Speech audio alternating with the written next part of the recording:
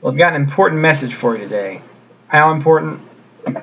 So important that I'm delaying folding my laundry, which is also important. I'll do that later. But seriously, I'm going to talk to you today about the parable of the sower from the book of Matthew. Basically, the 4 reactions to the gospel. There are 4 basic reactions to the gospel that the parable of the sower illustrates for us. And this message really is geared towards younger people, middle school, high schoolers, people who are still in their parents' house, people who are in church, active in their youth group. So if that's you, this is for you. Or if you know somebody that age and you like the message, encourage them to watch it, because a lot of young people, when they grow up and they're in church, they never come back. And I think this parable explains why pretty accurately. So let's get right down to it. I'll start off by reading the text for today is Matthew chapter 13, verses 3 through 8. Then I'm going to skip down the verses 18 through 23. And as you're listening, I want you to ask yourself, what kind of seed has been sown in your heart? And how does it affect your life? All right, please excuse my leftward gaze as I read the biblical text off of my second monitor. As always, I'll be reading from the New American Standard Version of the Bible.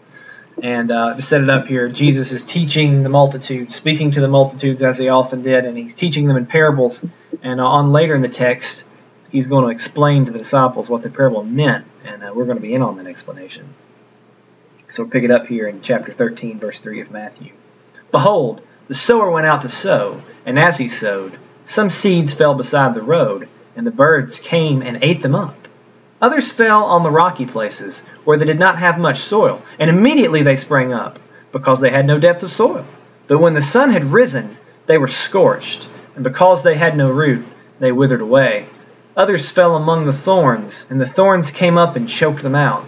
And others fell on the good soil, and yielded a crop, some 100-fold, some 60, and some 30. And that's the end of the parable. And Jesus is going to explain it. The disciples will go down here to verse 18. Hear the parable of the sower. When anyone hears the word of the kingdom and does not understand it, the evil one comes and snatches away what has been sown in his heart. This is the one on whom seed was sown beside the road.